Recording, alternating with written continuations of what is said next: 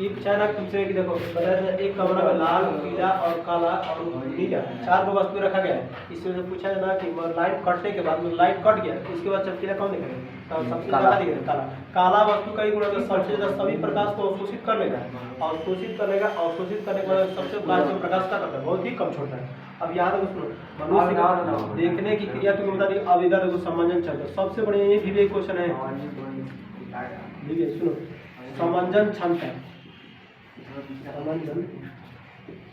समंजन क्षमता इसको कहते हैं एकोमोडेशन पावर।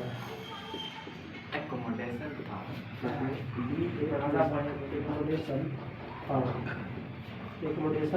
पावर।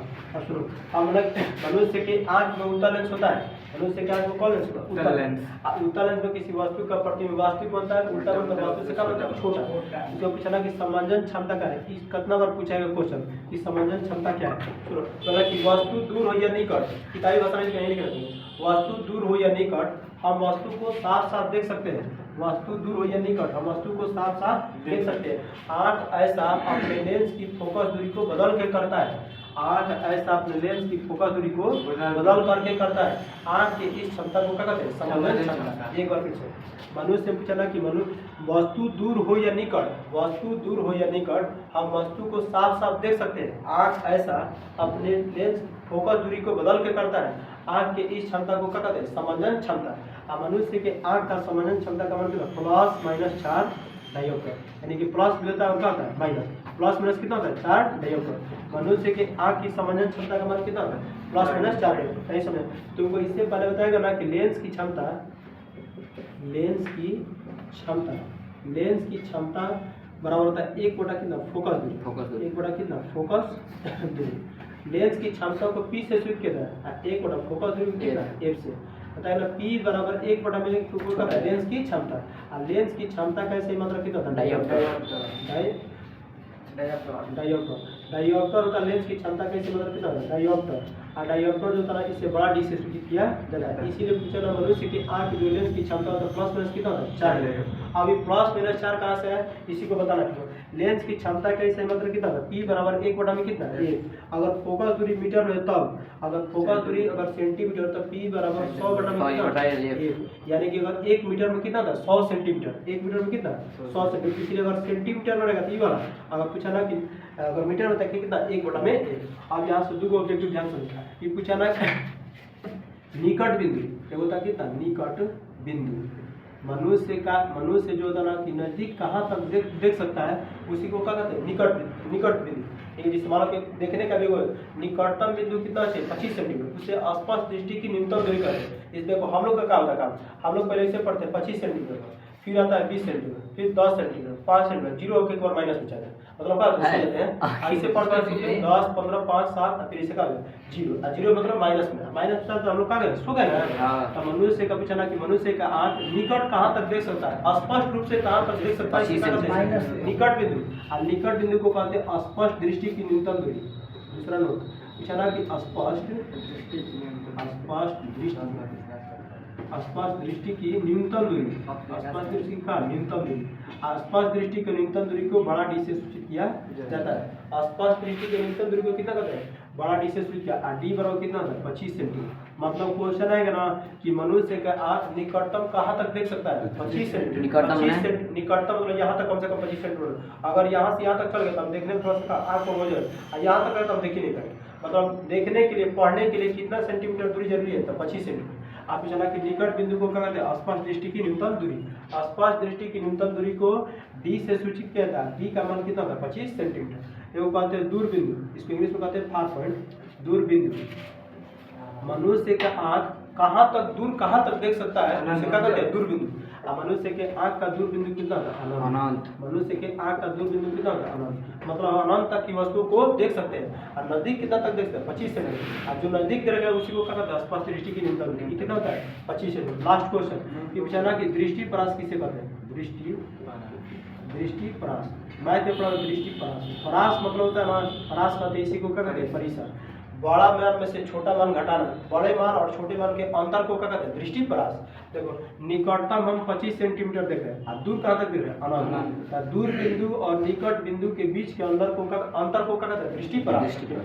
दूर बिंदु और निकट बिंदु के बीच के अंतर को क्या कहते हैं? दृष्टिपरास।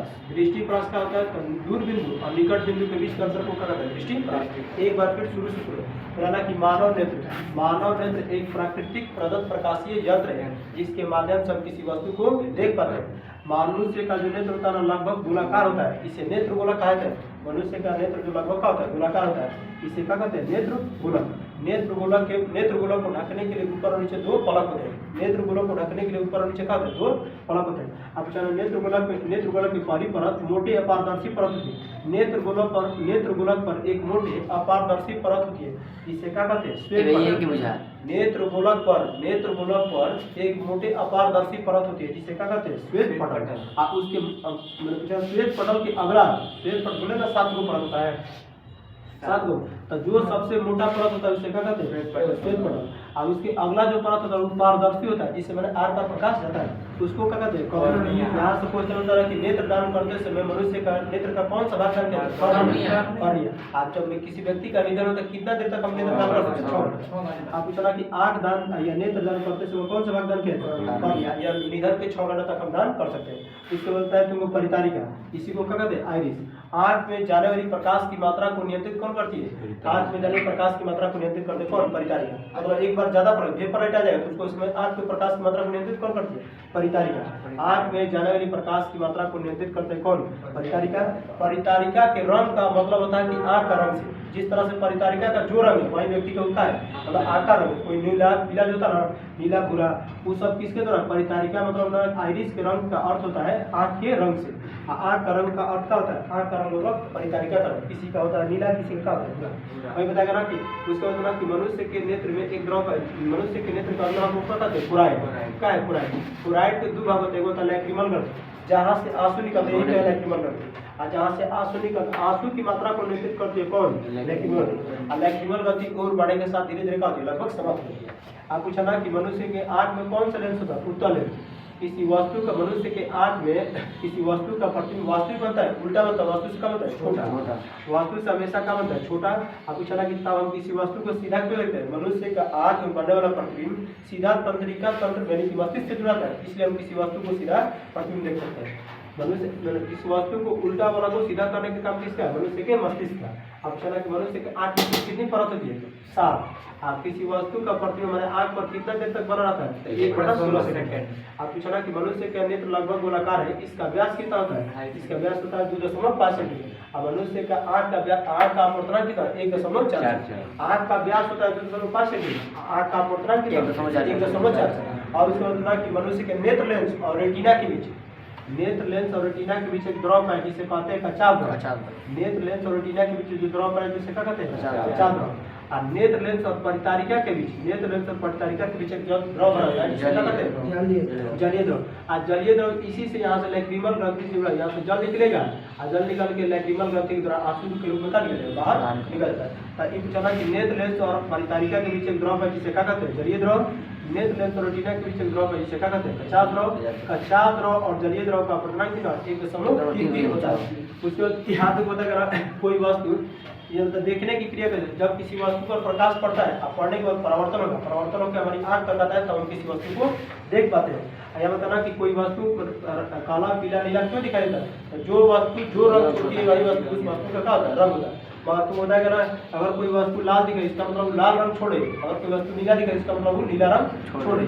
यहाँ तो बताया ना कि अगर कोई वस्तु काली क्यों दिखाई दे? काली वस्तु विशेष रूप से होता है। काली जो वस्तु है सभी प्रकाश की किरणों को अवशोषित कर लेती है और कोई प्रकाश छोड़ती नहीं है।